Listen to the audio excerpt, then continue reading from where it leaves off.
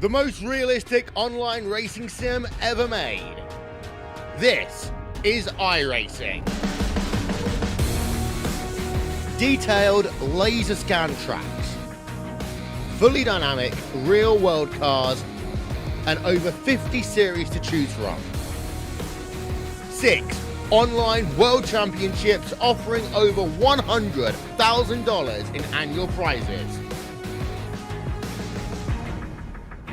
This is the original esport racing game. This is iRacing.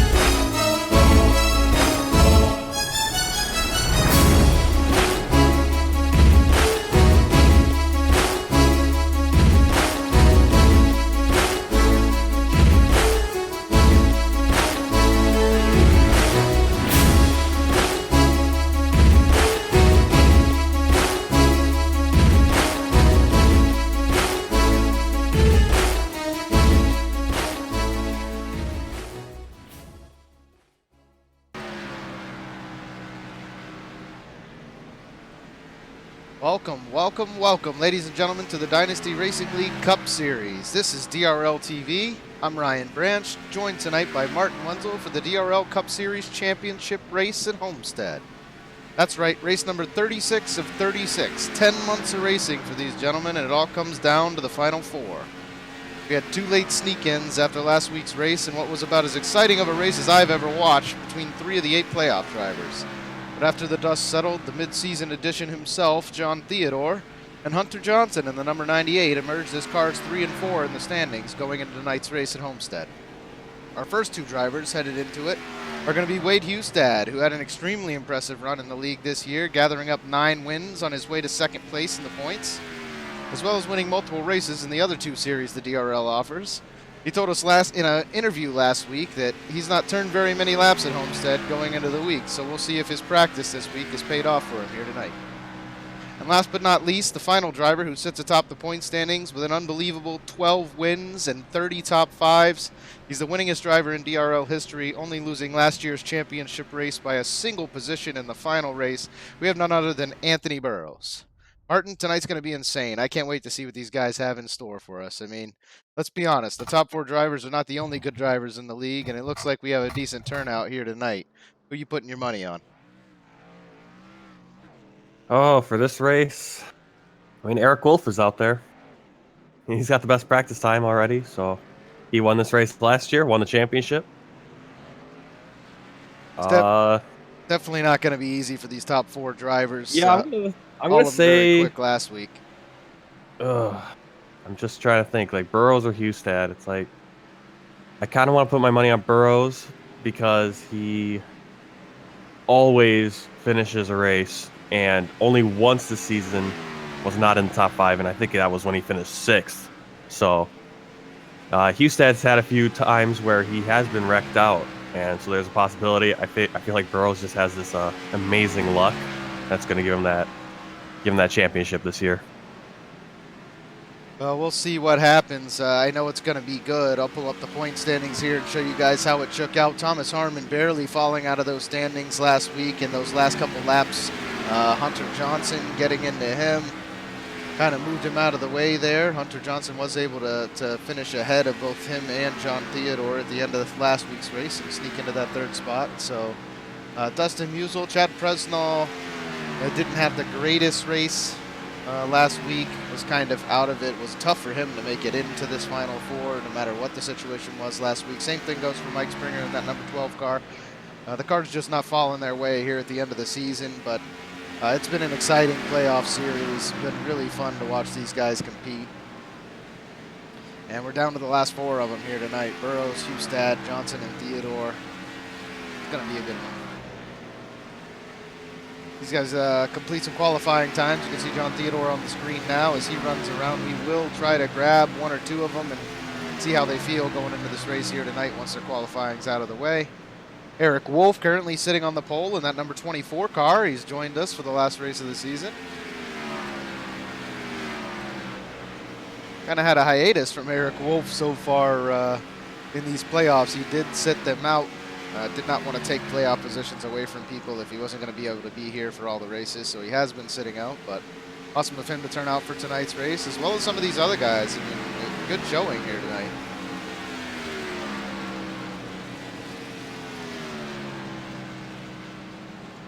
When Theodore comes down, he posted a 30.779, I believe.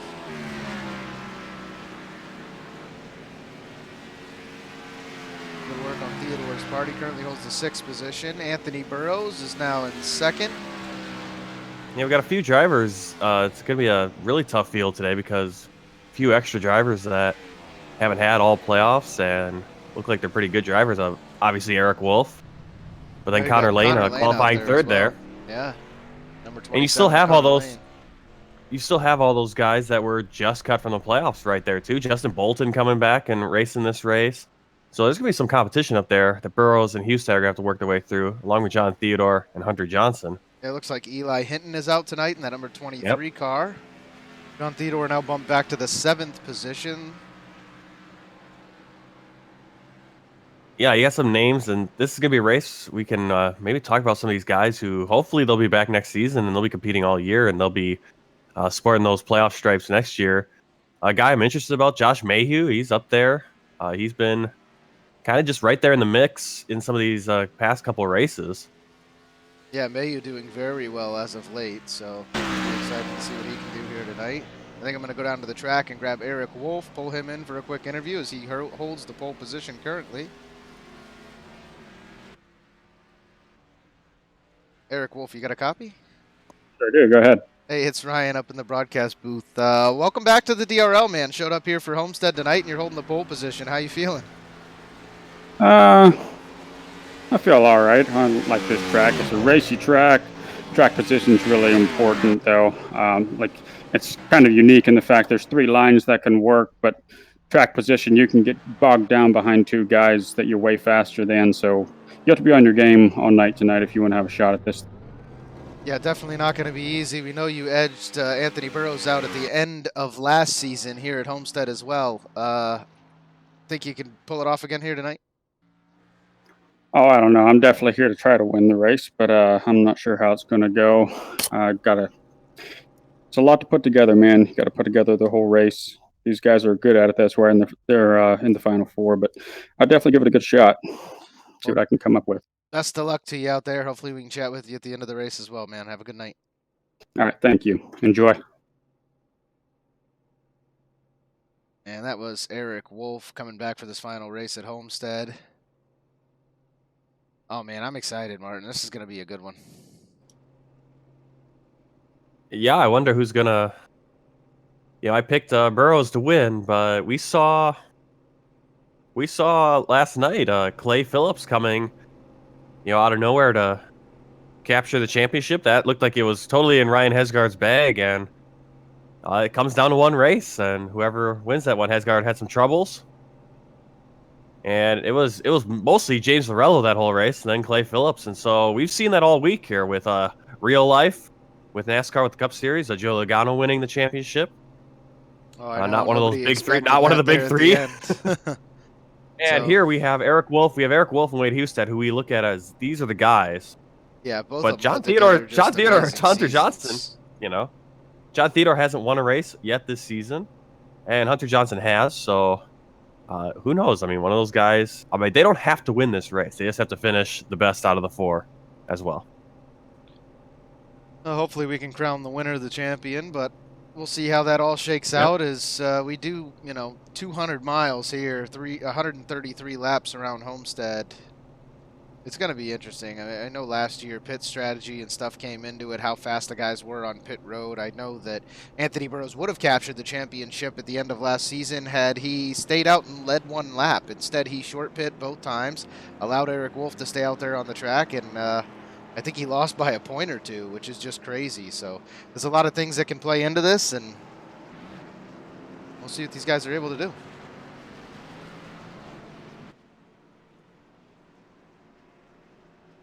I don't even think points matter though, because it's just, or did it matter last year? Maybe it mattered last year. I don't think this year it matters. Yeah, it did matter last year. It came down to that final this year it does not matter. This year it's just finish. position. Yep. So it's like real life. Doesn't matter. I'm going to pull up the grid here, and that's what we're looking at. Eric Wolf on that pole position with the 30.556. Anthony Burrows starts in second. Connor Lane in the third spot in the number 27 car. Justin Bolton is going to start in fourth. Wade Husted occupies the fifth position. Just behind him, Josh Mayu in the sixth. John Theodore starts in the seventh in that 89 car. Chris James in eighth. Hunter Johnson in the 98 starts ninth. Thomas Harmon is 10th. John Mullins 11th. Mike Springer 12th. Pace car pulls down pit road, and we take the green flag. David Wright is in the 13th spot. Joshua Wakefield 14th. Matthew Georgian 15th. And Dustin Musial in the 16th position.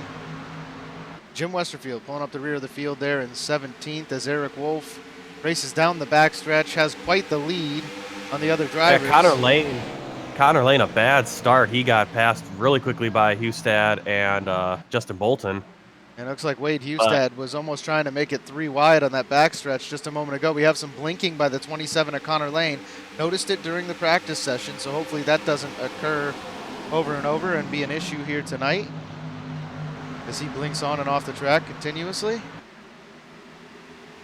It's not so bad on mine. I have noticed he has had some issues, him and the 68, Thomas Harmon. We have the 89 there, Theodore, already up to 6th, Yep. So he rides just behind the 27 of Lane. To go back up towards the front, Eric Wolf kind of starting to take off from the rest of the pack at the moment. Just behind him, Anthony Burrows in the 62, and then Wade Husted in the 32. But right on his bumper, a couple of those guys we talked about, Martin, Justin Bolton and Connor Lane. They definitely got to, throw a little wrench into the plans of these 2 points leaders here tonight. Yeah, and it's just another couple of cars that Thomas Harmon, well, not Thomas Harmon, John Theodore and Hunter Johnson have to get around. And we can see Thomas Harmon gave Chris James a little bump there through the corner. Oh, Connor Lane into the wall just slightly. I saw him blink one more time, and then he slightly rubs the wall, but kept the car underneath him. And Wade Husted right to the back bumper of the 62 of Anthony Burrows. He wants that position, and he wants it bad, because the longer he lets Eric Wolf sit out there with clean air, the further he's going to run away from these guys.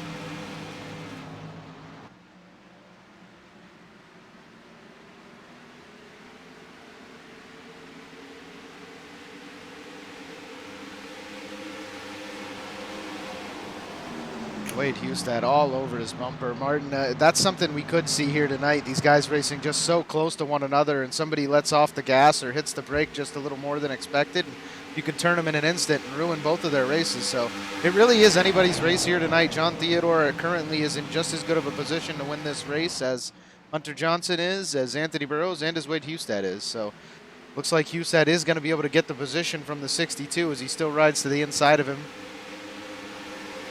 Well, we saw how the end of the race was last week, where those last few laps, people were moving each other, especially Hunter Johnson, and it's a big battle. And we got the 89 of Theodore down to the inside of Connor Lane already. So Theodore making up multiple positions. Maybe not the qualifying time that he was hoping for, because now that we're in race conditions, seems that Theodore's a little bit more comfortable. Are some blinking problems still. The 27 there and the 68 of Thomas Harmon in and out. And Hunter Johnson and Theodore are both right next to Connor Lane, staying in the mix here. Thank you to all the viewers for tuning in tonight to watch this championship race at Homestead. I guarantee it's going to be a good one. You're not going to want to go anywhere. There's going to be a lot of factors that play into this race. We'll have a caution, maybe two. We'll have green flag pit stops. It's going to be a good one.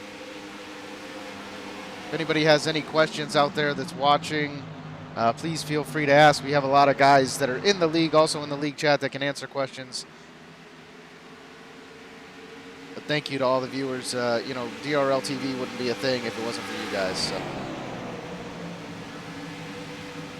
Well, Eli Hinton already backing out. Not sure.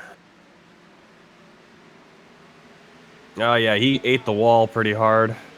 Yeah, hitting in the And 23, so it looks like another driver I thought would do very well this evening, as he had, you know, the last few races that he did run with us. So, unfortunately, just immediately backed out. He took over my number in that 23 car. He was doing really well there for a while. I think he might have even snuck in a win, but I can't remember if he pulled out a victory or not. I know he led a couple races for a majority of the race. Yeah, that's always one issue for guys, is that if you have nothing to race for and you hit the wall once, sometimes people just go Alt F4 and just right out immediately. Don't even drive it down pit road or anything. Well, and for anybody who doesn't know, all you non-computer nerds like Martin and myself, Alt F4 closes the program that you're in instantly. So doesn't ask questions, doesn't give you a confirm box, it just closes it down. Yeah, I'm not a big fan of it because I like to see what happens when a car hits the wall and is sputtering around on the track. I don't like it kind of just vanishing. We also get that like, occasional iRacing launch to the heavens where you hit the wall and it sends you to space. It's always a fun one to be a part of. We're 11. I seem to get that a lot. Yeah. 11 laps in now at a 1:33. Still got a long way to go. Everybody being very patient. The field has strung out pretty much single file at this point, but Connor Lane in that 27 still hot on the tail of the 89 of John Theodore, and just behind him you got Hunter Johnson in the 98 car and Thomas Harmon in the 68. So Harmon still, I think, wants to come out here, has something to prove for himself. Felt like maybe he deserved to be in this thing. There was definitely some heated exchange, I believe, last week in the boxing ring after the race, but Yeah, he definitely wants to come out. It's like if he can, finish better than all four of these guys, he can go, hey, look, I should have been, if I had the shot, I would have been the champion. yeah, that's always what you're looking for. Obviously, there is some iRacing credit on the line here tonight. There is a trophy for the winner of the championship. And then just bragging rights, headed into that winter series, headed into the next season in this Cup Series next year. Yeah, Connor Lane really loose on that last turn. That's going to let Hunter Johnson and Thomas Harmon by really easily. It's like now that Homestead has some room to work with, he's inching up towards that 24 of Eric Wolf. So Wade Homestead throwing down very impressive lap times. Last time by, he was about 1/10 of a second faster than Eric Wolf was. So see if he's able to keep that up and get back up there to the 24.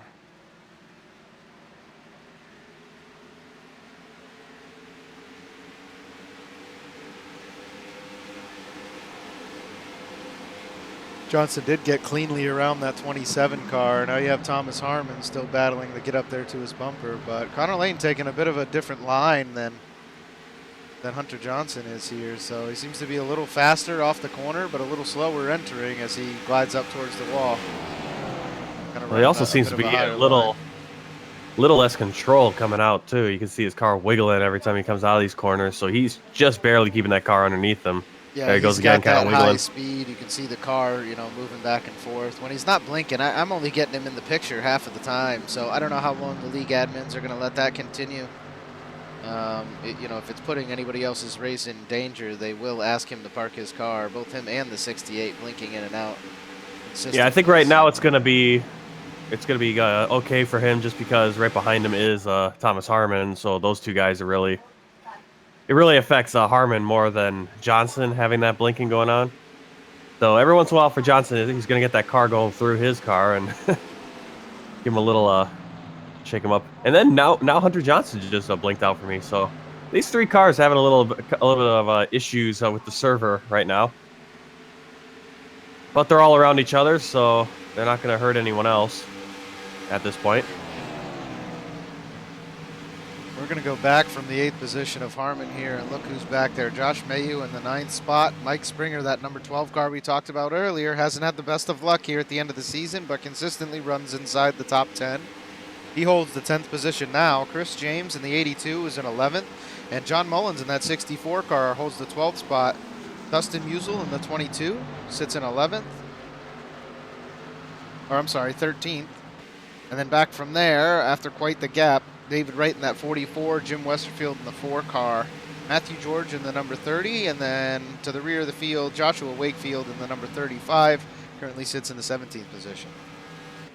Wade Hustad, while I'm up here, or back there, Blabin, did get around the 24 of Eric Wolf. So we have a new leader. Yeah, that happened really quickly, and we get a caution. The very at the same first time. caution is out. So it looks like that's going to be John Mullins in the number 64 car. We'll rewind real quick, see if we can get an idea of what happened to him. See, the 22 there of Dustin Musial did get loose. That sends John Mullins down into the inside wall. Spins the car out right in front of the start-finish line, and that might just be the end of the 64's race tonight. Heavy damage to the front end of that vehicle. Not what he wanted to happen, definitely here in the last race of the season. But we do have other series in the Dynasty Racing League. These guys will have an opportunity to continue to race, and all the viewers at home that are watching tonight, you will have an opportunity to continue to watch these guys come out and compete every week. There is an oval series. The higher-end guys will be running on Tuesday nights. There's also a B split for the lower I rating fellas. They will run on Wednesday evenings. And then we have a road series. I think we're doing that Monday night, right, Martin? Yeah, I think that's Monday night. Yeah. Summit Point, first one. Yeah, that's going to be in those Skip Barber cars. Both of those winter oval series will be in the K&N car, so get to see these guys in a little bit more of an even car where grip is more prevalent, and get to watch them drive their tails off, not just have to fight against the vehicle getting loose.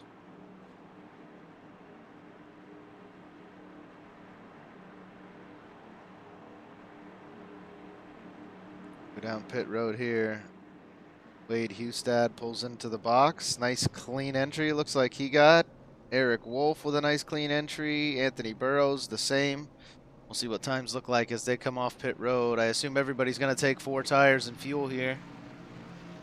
Wade Hustad drops a 14.66. Eric Wolf with a 14.95, and Anthony Burrows with a 15.03. Anthony Burrows, that front, I don't know. Where was Burrows prior to that? Was he sitting third, or was he back from that? Hunter Johnson got out ahead of him, and Justin Bolton now holds the 3rd position. So Burrows... Yeah, I want to say he was in 3rd at least. Excellent entry for Burrows, but the pit exit there by the 62, he must have spun the tires quite a bit. So definitely not what he was hoping for. 62 getting beat off of pit road by a couple other drivers.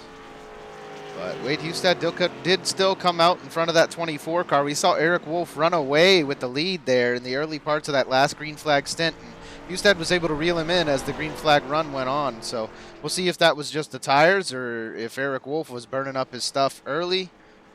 We'll see what happens here. I don't know if it was just because Wolf had clean air and Hustad was stuck behind Anthony Burrows. But we'll get a better picture of that during this green flag run. If Wolf can get around him early and then Hustad can fight back, it'll be just like the exchange the last time by.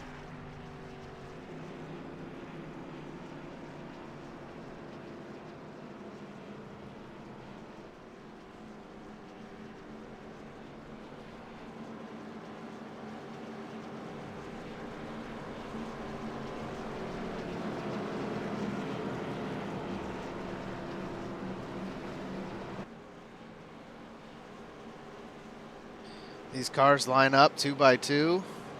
They come around to the start finish line. They will be taking the green flag.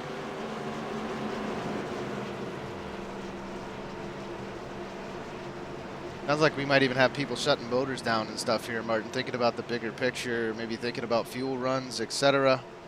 You always want to be the guy who saved enough and not the guy who can't make it the last lap in order to win a race. So Yeah, you may as well shut it down every time anyway, just to give yourself that option and, save the fuel, and then you can start thinking about that. And there goes Hustad. pace car is off. The 32 is away with it. The 24 of Eric Wolf barely getting down in front of the 95. He had Hunter Johnson all over the tail end of his car. And it looks like we have another caution flag out. Connor Lane was going all over the place there. Let's see what happened. Yeah, Connor Lane blinking a little bit. Yeah, he kind of just blinks out, and I don't know if he got down into David Wright while he was blinked out. I actually saw him on track during the replay, but yeah, he just drove down into the 44 of David Wright, so that blinking is coming into effect. Luckily, doesn't hurt any playoff drivers, but that is going to do a little damage to the outside of the 44, and that's going to cause us to take a couple more pace laps. While that is going on, we are going to take you guys to another commercial break. We'll be back in just a couple minutes for more exciting action at Homestead. See you in just a few, guys.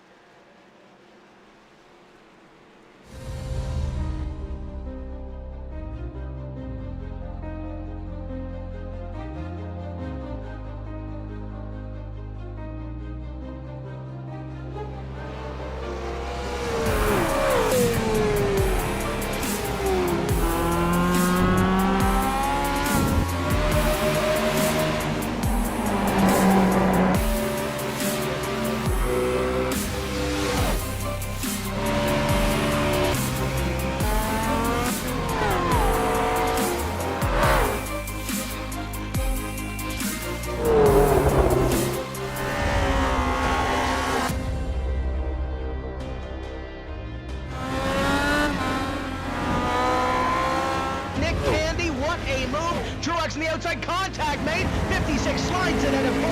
Who's going to be at the stripe? Dead even. Give it to Ryan Truex. Truex is your winner over Tandy.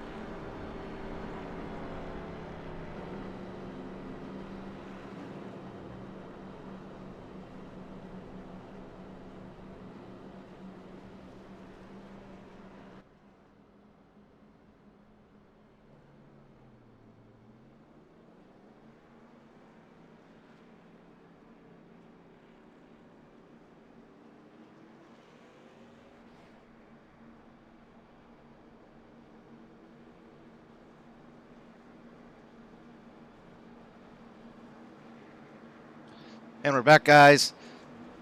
About to take the green flag. 26 out of 133 laps ran so far at Homestead in this championship race.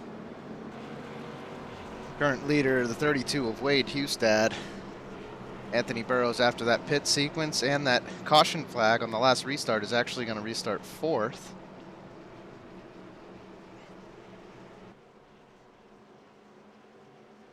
Actually, did he get snuck in front of by Hunter Johnson? Maybe he did, so he'll be restarting in the 5th position again. Burrows on that inside line.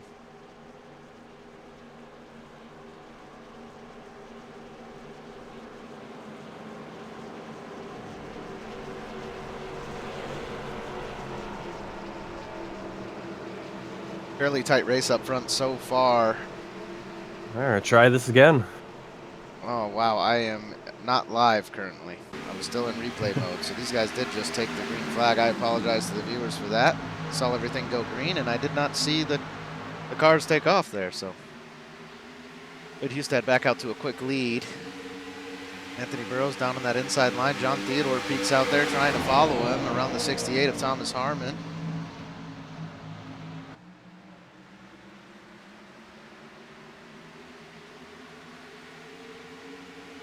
Ooh, the 98 of Hunter Johnson gets very loose up next to the wall. Has Justin Bolton right on his tail end. Looks like Burrows is going to make the move around the 95, as that lower line is preferred when these tires are fresh. And Mike Springer there, all the way up into the 8th spot now after being back in 10th or 11th before the first caution flag came out. And then we see the 68 of Thomas Harmon also blinks out. So blinking could be an issue here tonight, as him and John Theodore getting very close to one another. Can't believe they did not touch. We've seen tight racing from both of those drivers all season long. We saw it last week. Two very evenly matched drivers here in the Cup Series.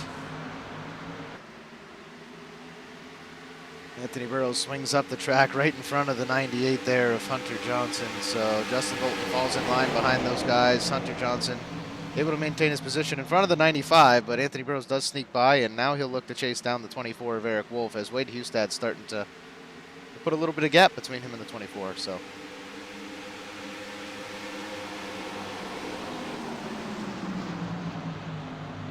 Martin, I think this is one of those tracks that kind of just, it gets to single file, and there's only so much you can do to catch that guy in front of you. And when you do, it's really hard to pass. I mean, very touchy track as far as the driving line goes. You don't have a ton of room to just make moves on people, do you? Yeah, I mean, it's really easy to get loose. So yeah, it's hard to get under a guy and pass him. Yeah, you try to put that gas into it too early coming out of the corner, and you put a little more wheel into it to try to make it around that corner at that speed, and the car just gets away from you. So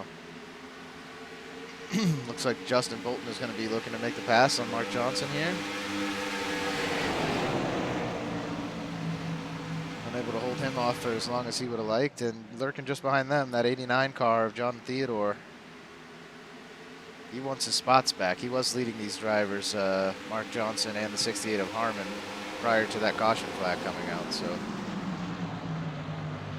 he's one of those guys, I think, John Theodore, he puts in a lot of laps. So he races these tracks every single week. He races them in officials. He races them in multiple different cars and gets as much practice as he can. And that really allows him to be good on the older tires. You know, some of these guys may not have as much experience in race conditions if they're just out there turning practice laps by themselves or running hot laps to prepare for qualifying, etc., where John Theodore does get that race experience every week.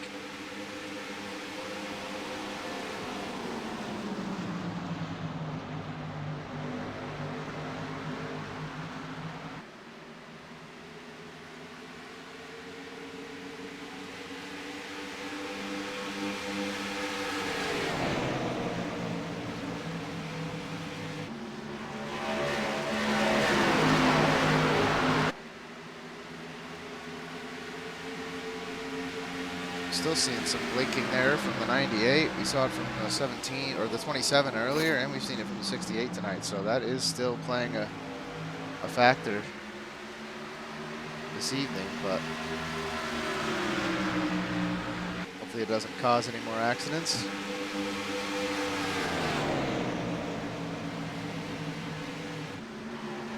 this race is going to get crazy. Definitely an endurance type of thing right now. These guys only 34 in out of 133. They want to take their time. Nobody wants to try to do anything crazy, make any moves to gain one position, because at this point it's not really going to help you, and it could hurt you if you overdrive the car. So everyone being very, very patient right now. Wade Hustad out there with the clean air, probably feeling the most confident out of all these drivers because he doesn't have anybody really to worry about messing up in front of him at the moment.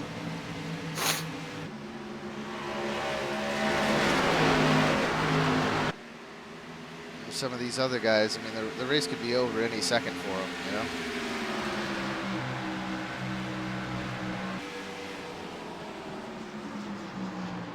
And there goes John Theodore around the 68 of Harmon, gets very, very low. And like we were just talking about a couple minutes ago, it's hard to maintain that speed out of the corner. He kind of matches the 68 going down the backstretch. Unable to really make the complete pass, but once again, he'll dive it in a little faster than Thomas Harmon does. And hopefully that gives him the edge after another turn or two.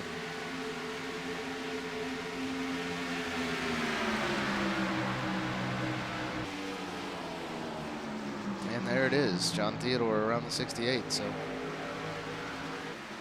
just like last week, Martin, all three of these guys were running, you know, one right behind each other all week last week. I think the whole race, we never knew who was going to make it into the playoffs and who wasn't. They were all within a point of one another, and that was very exciting. And all three of them, once again, racing very close here tonight.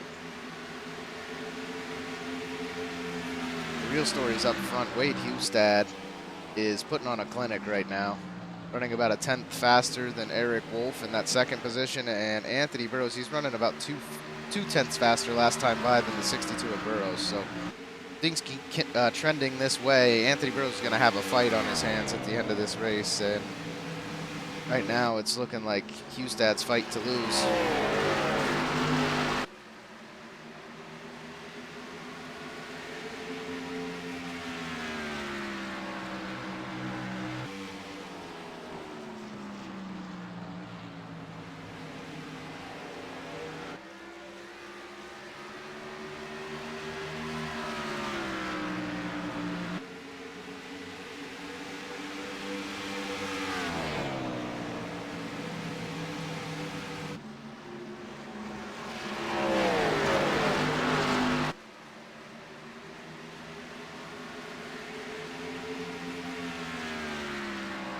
Just as I talked about it lap before last, Wade Hustad actually just ran slower than both Eric Wolf and Anthony Burrows. So a little bit of that lead disappearing, maybe a mistake by the 32.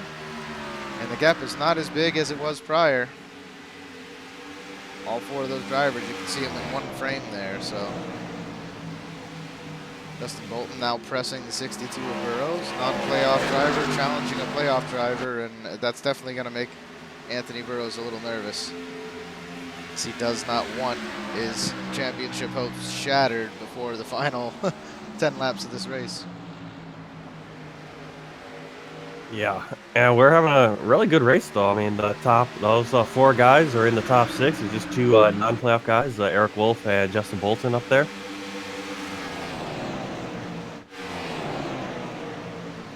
Yeah, it's been great. I mean, you know, just like the race in NASCAR the other day, they were right at the end of the race. The top four guys were the four guys that were leading, and the only four that could possibly get the championship at Homestead. So,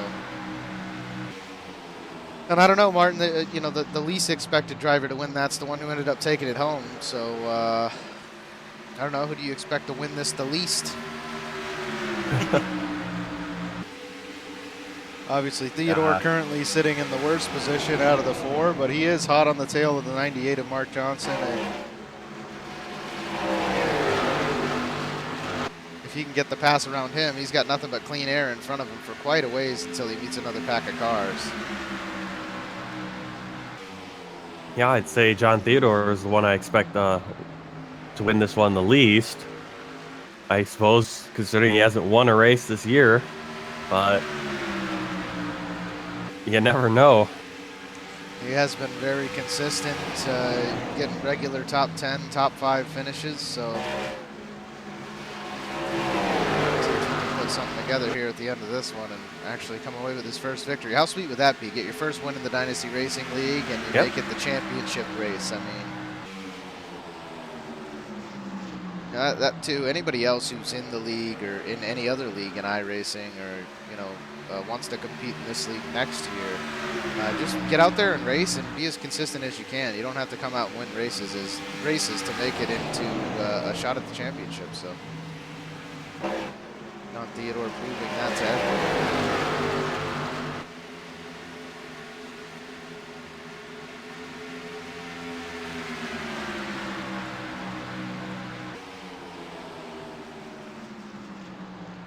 Mike Springer in that number 12 car. He did start in the 12th position. He currently runs 8th. Kind of maintained that 8th spot ever since that last restart. He has a gap between him and the 61 and Josh Mayu, who is the 9th place driver right now. Chris James in the 82 runs 10th. Dustin Musial in the 11th spot.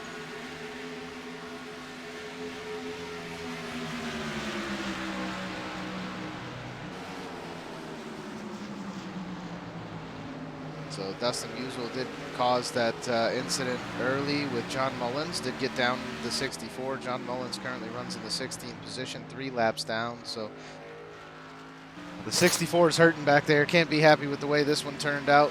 I'm sure he wanted to be up there racing with these guys, but he is still out on the track, putting in the laps, 21 laps currently on his tires. He got a majority of his repairs, so the car does not look too bad. Hopefully he can get another caution flag and get the ends of his repairs and actually be able to put down similar times to the rest of the guys in the field.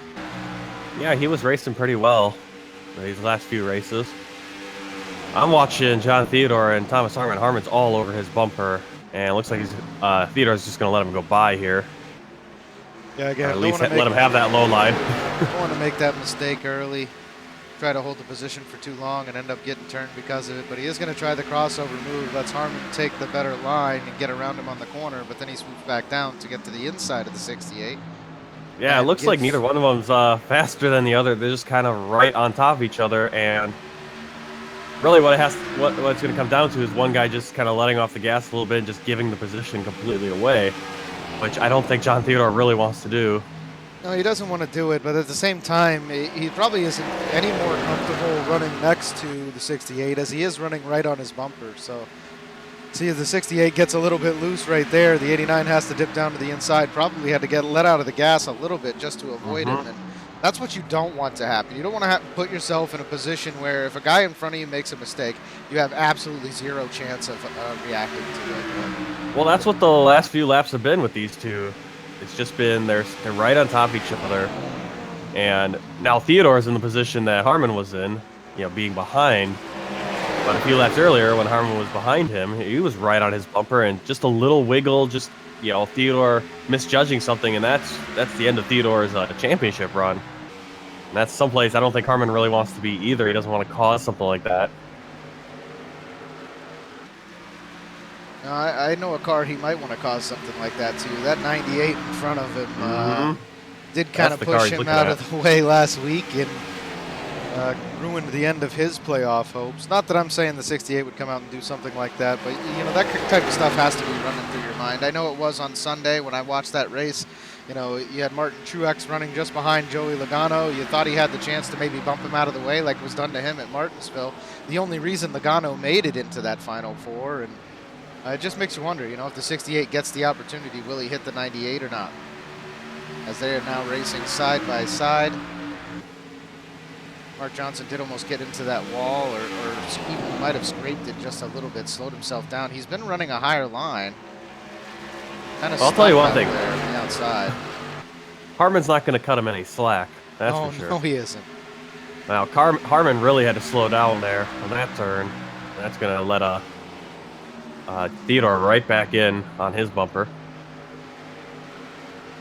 It looks like the 98 is actually preferring that higher line. I don't know if Harmon wants the lower line or not. It seems pretty comfortable down there.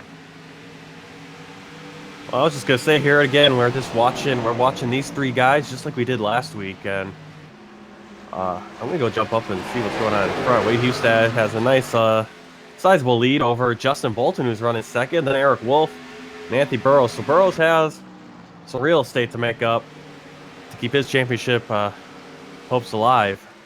Currently running 4th. And then you have that pack of cars, Hunter Johnson, Thomas Harmon, and John Theodore, who ran around each other all race last week. Gave us that incredible finish.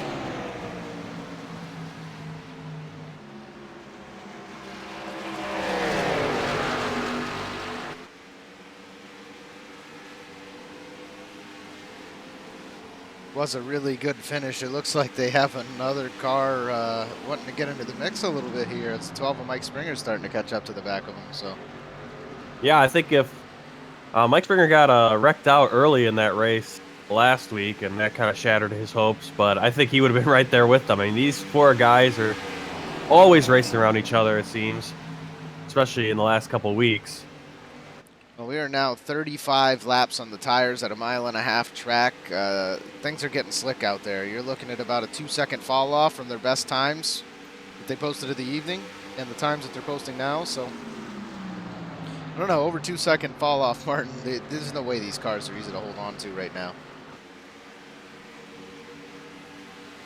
Yeah, I mean, they're already difficult if you don't know exactly what you're doing to hold on to with fresh tires, much less nice 35, 36 lap tires. Well, and then you mix that in with racing around another guy who is very, similar in driving ability as you, as we see the 98 there. Mm-hmm. And you're racing. Gets You're really racing. loose. You need those positions. And Thomas Harmon doesn't need the position, but he's gonna push these guys. Especially he's gonna push Hunter Johnson, who had a little bit of a blinking right there, but back in position. Hopefully that doesn't cause an issue between him and Harmon.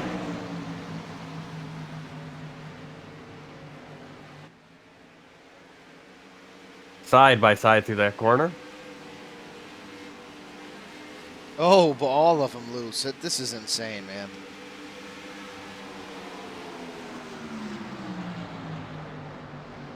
Looks like Harmon was confident, or was easily just going to sneak up in there and ride behind the 98, and then at the last second he gets loose as well as the 98 getting loose. So tires are just playing a huge role right now. These guys aren't even trying not to pay as little attention to each other as possible and just drive the car and try to do things the right way. But if you get sandwiched down on that low line and you overturn the wheel just a little bit, the car's just gone. So the part that amazes me is it's the 98 we've seen get the most loose. When the 68 here, if Harmon is actually losing any ground on the 98, it's because he feels like he can't stay in the gas because there's a car out there. But the 98 with no pressure really is, and Thomas Harmon, oh my gosh, almost loses complete control, wiggles left and right, able to hold on to it. Once again, I thought Harmon had him. He got him real close to the wall, almost touched him, didn't make contact, but almost lost control of his car in the meantime. So great racing going on between those two drivers right now.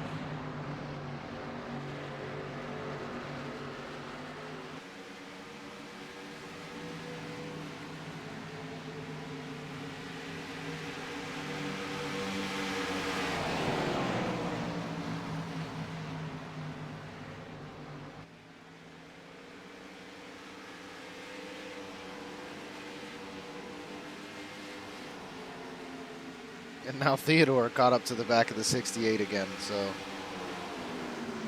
I don't know, Martin. You know about how long these guys want to go on tires? I don't know if you've spoken to anybody tonight, but I can't imagine they go and too many more laps. If they want to make it just one more pit stop, they would have to go another what? They're at 40 laps on the current stint. They'd have to go another 20 laps before they could even pit. I don't know if any of them want to push it that far with the amount of fall off that they've had already. Once again, Thomas Harmon trying to get up there and get around the 98. There we go. We got John Theodore in that 89 car. Looks like he is going to short pit. So John Theodore, the first car down pit road. Just behind him, the 4 of Jim Westerfield. The 98 of Hunter Johnson is also going to come down in pit. So right as I was saying it, that's when these guys decide they're going to come down and collect some tires. Tired of sitting out there running on those old tires. Gonna go back up and check in with Thomas Harmon here, see how he's doing, make sure he doesn't make any mistakes. John Theodore with the 14.93 down pit road, as well as Jim Westerfield, matching him with the 14.93. So good pit stops by both of those guys. Harmon still holding on to the car. The 12th there of Mike Springer just behind him. Back up front, Justin Bolton still starting to close the gap, actually, on the 32 of Wade Hustad, running away from the 24 of Eric Wolf, who did lead the first 20 laps or so of this race prior to that first caution. Hunter Johnson with a 15.20 on pit road. All of these guys definitely grabbing 4 tires and fuel. And it's going to be a completely different race, Martin. When they come out of these pits, I mean, just the shock of how different the car drives. You know, you kind of remember it from earlier in the race, but you've been racing on these old tires for the last 20 laps, and it just throws everything off. You have to get back into the swing of it, and then right as you do get back into the swing of having the fresh tires, well, guess what? Your tires are getting old again. Yep. Yeah, it's always strange putting new tires on, and then you have to get used to it, and then by the time you do get used to it, then you work in and hopefully you get used to where you want your tires to be on those older sets. I know there's some tracks, and I don't know if Homestead's one of them, but sometimes the older tires are better. There's like that nice sweet spot where you get them worked in, and now you're feeling comfortable before they get too bad.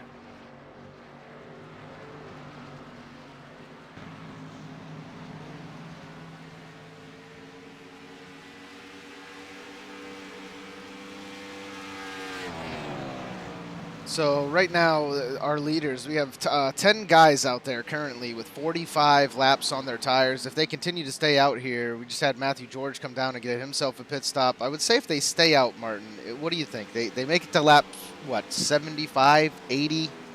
Then they're looking at about 53 laps. So right now, I'd say lap 75, 76, 77 is the sweet spot, and these guys are only going to need 1 pit stop. So Thomas Harmon is going to come down and take himself a pit. So right now, if they can make it on fuel, it's going to be 2 pit stops versus 1 pit stop. I can't see it being anything else. Otherwise, these leaders should be coming down any second now. And that's really going to mix things up. We're going to have drivers all over the place. Some on the 2 pit stop strategy, some on the 1 pit stop strategy. There he is. So Anthony Burrows is going to come down and get himself some tires. He's not going to try to push it. I don't know if we're going to see these leaders try to push it or not. Well, I think it's really the enjoyable part of watching these races, that it goes green so long. These guys are able to keep it green, that it comes down to pit stops and pit strategy and, you know, different ideas that they're trying to pull out there. So I think something the we don't see always. Yeah, we really in don't. Official races, especially. And it has a lot to do too with the size of the track and how much fall off there is. So with these big sweeping corners and the speed these guys are carrying on this 1.5-mile track, again, Wade Hustad right now, he is about a second and or 2 1/3 seconds, you know, 2.3 or so off of what his fastest lap was tonight, his last time by. So you're talking 2.3 seconds, and it's just going to get worse from here. Is it really worth staying out there and only going with 1 more pit stop? I mean, it could come into play at the end of the race. Clearly, Anthony Burrows with his pit just moments ago, he's looking to do it 2 more times. And if he can make that time up on Hustad, he could find himself sitting down there on championship row after this one's over. I was going to say victory lane, but might not grab the victory. He might. He doesn't necessarily have to win the race. He just needs to get in front of that 32 car and find whatever way he needs to do it.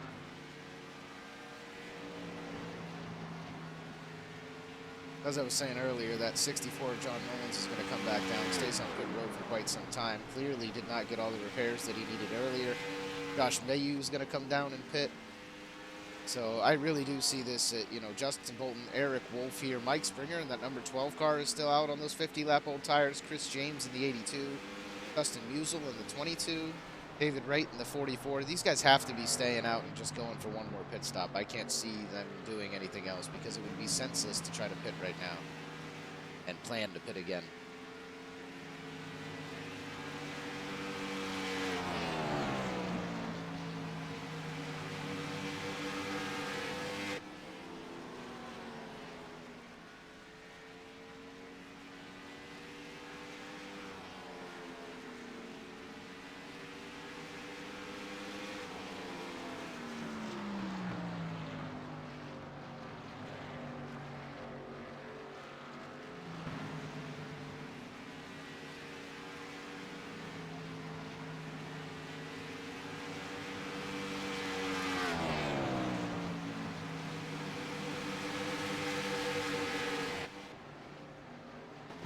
Once these leaders come down and pit, we are going to do a nice little rev it up session. See the 98 there of Hunter Johnson after getting fresh tires zooms around the 24 of Eric Wolf, so he's going to get that lap back on Wolf. Now he just has Justin Bolton in a 95 car to catch up to, and Wade Hustad in that number 32 car in order to get his official lap back from them. John Theodore in the 89, just in front of him. Both of those drivers coming down together, getting off pit road nice and quick. Still competing with each other, you know, lap in and lap out. It's crazy how close those guys are. And up in front of them, the 62 of Anthony Burrows is to the back of the 95. So Burrows will be the first to try to get his lap back here. Currently has 6 laps on his new tires, where John Theodore and Hunter Johnson have 12 and 11 respectively. So right now, if he plans to pit a second time, I would say, I mean, he has to pit a second time. I would say the current person in the best position to try to steal a victory from one of these guys who's decided to stay out is Anthony Burrows. So Burrows took a chance. He felt like maybe he's not going to be able to catch up and do this thing on the tires that he had based off of how Wade Hustad was racing him early, and he's going to take a chance and see if he can get it back on pit strategy. And I can't say I blame him, Mark. Well, he's already got past Wade Hustad to get his lap back. And after some of these dominating performances that he's shown throughout the season, just the number of top fives, the number of wins that he has, I would say he's smart enough to know when he's beat. And it felt like in those first, 2 green flag runs, he was outmatched by not only the 32 of Hustad, but the 24 of Eric Wolf, and towards the end of the runs, even the 95 of Justin Bolton. So if he can pull this off and come out here and get a win tonight and win a championship on pit strategy, it'll just, that'll just make his legacy all that much better. I mean, if it doesn't work out, he tried. He had to try something, right? So what you don't want to see is him to make a mistake while trying to push the car too hard and ruin his chances altogether when it could come down to a very, very good race at the end. But now, worst case scenario, he sits in the 8th spot. He is no longer a lap down. Hunter Johnson and John Theodore are no longer a lap down. So even if a caution were to come out at this point, that would kind of erase the advantage that Wade Hustad and Justin Bolton and Eric Wolf have.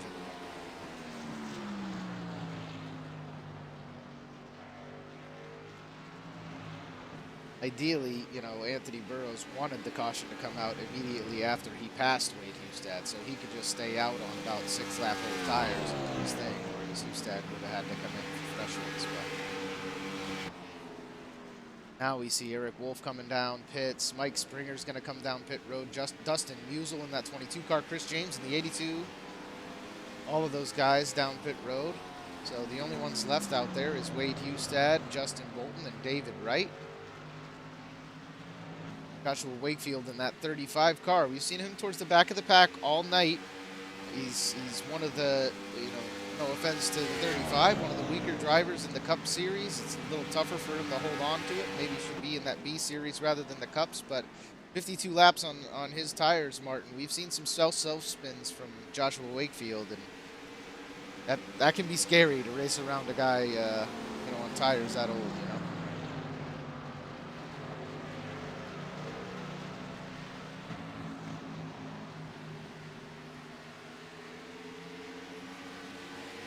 some of these guys coming out of the pits. Anthony Burrows already around him, so Burrows is going to lead a lap here very soon once Wade Hustad comes down and makes his pit stop as he is doing now.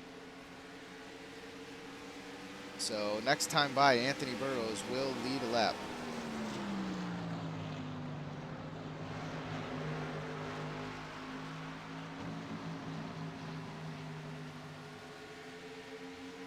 Now, the only question remains is how fast is Hustad going to be able to catch back up to him. So he's actually, because of the way they pit, Hunter Johnson in that 98 car, John Theodore, both of them are coming. Thomas Harmon is coming. He's already ahead of Wade Hustad. So now Hustad has some fighting to do to get back past these guys. And there's also some lap traffic that's mixed in there. So now Wade Hustad has to fight around some other cars, try to get back to the 62 of Burrows. The only thing is Burrows has to pit one more time, and Wade Hustad does not.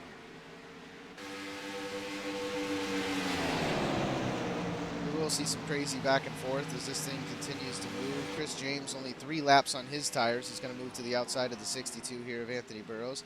The 12 of Mike Springer looks like he's ready to move to the inside. Burrows almost loses it coming off that corner there.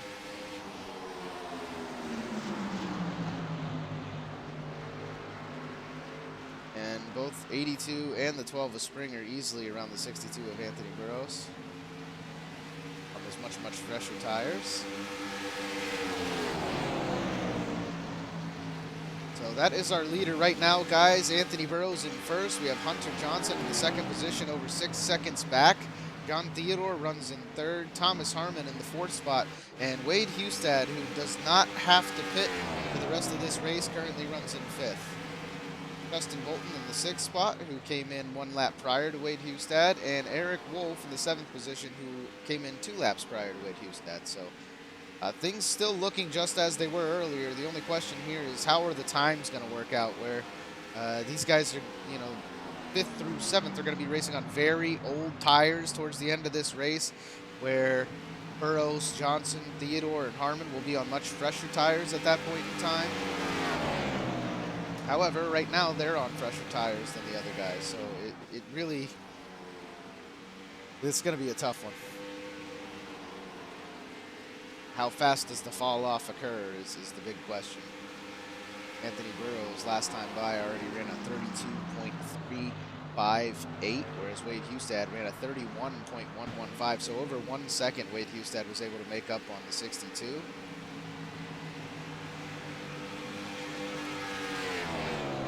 The 62 only has 18 laps on the tires, so the fall off occurs pretty quick, and then it kind of starts to plateau out. That's what makes me a little bit worried about this 2 pit stop strategy from the 62 of Anthony Burrows. I don't know if it's going to work out for him, because once you have 20-25 laps on the tires, really, you're not losing that much more time. The tires are shot and limping around the track at that point.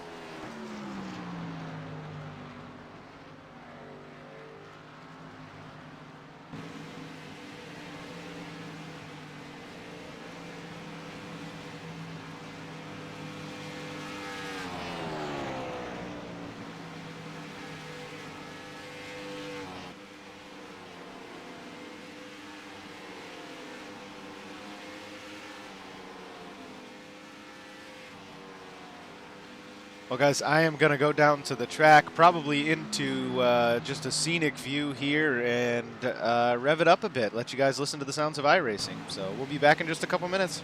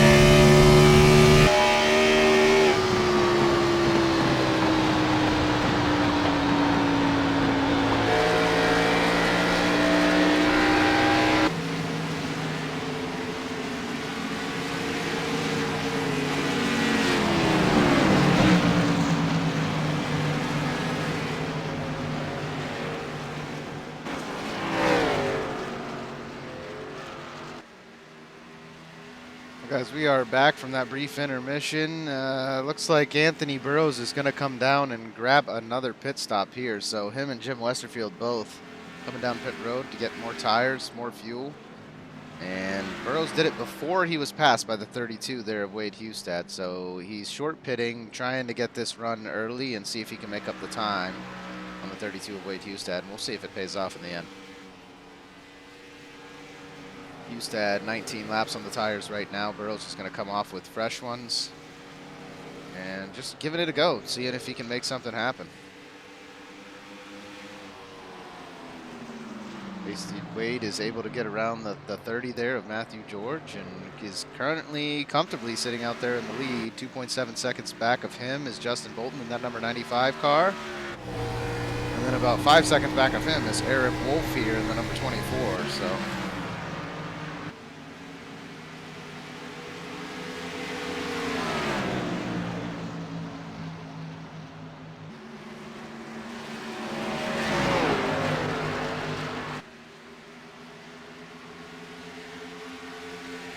guys, I would like to welcome the favorite to win the Grand National Series.